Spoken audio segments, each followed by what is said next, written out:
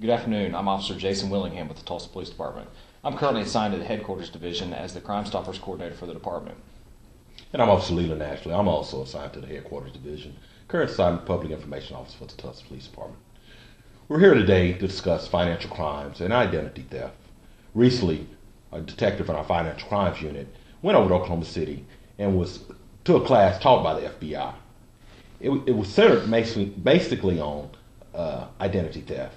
And what we're seeing now with the tax season in full force, we're seeing individuals calling individuals posing to be IRS agents. And what they're doing, Jason, is they're asking for personal information over the telephone, whether it's date of birth, social security number, or any other personal information. And we want to remind citizens that that information you should never give out. Absolutely. And in situations like this, when people are actually making the phone call, when you're picking up the phone, you never know where that phone call is coming from. Even though you may have caller ID and it says the Internal Revenue Service, that may not always be the case. In situations like that, it's always best for you to actually make that phone call.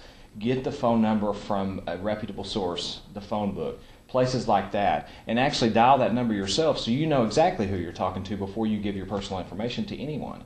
That is so true, because once your identification is stolen, it's almost impossible to really get your credit and everything back in order, because thieves, sometimes they're not even here in the United States. They're in other countries when this actually occurs. Absolutely, and we've seen time and time again the criminals that are out there. They're always looking to find a new way to exploit the community and exploit people's pocketbooks.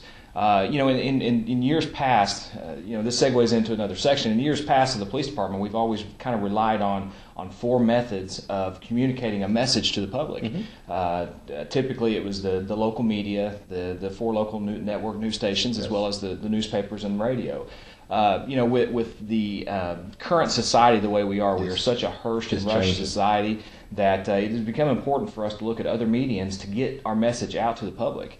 And as a response, we have since created. We've tried several things over the years. We've done podcasts. We've done radio. We started doing a radio station, obviously YouTube, and most recently we created a Facebook page. And we're going to start utilizing all these different programs and all these different social networking sites to get that message out there of not only the services that the Tulsa Police Department offers, but maybe recruiting ideas. Exactly. Try to recruit more people that are interested in being police officers to the Tulsa Police Department.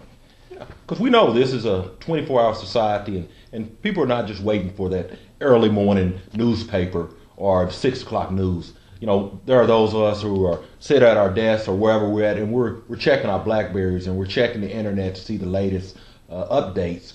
And so these are just avenues that we're using to try to touch everyone. So what we would encourage you to do is log on to our website at tulsapolice.org. Go to YouTube. We have it. You can search for the Tulsa Police Department. Go to Facebook. Search for the Tulsa Police Department. We have a Twitter site. Yes. All these different mediums is what's going to get you the information when you need it.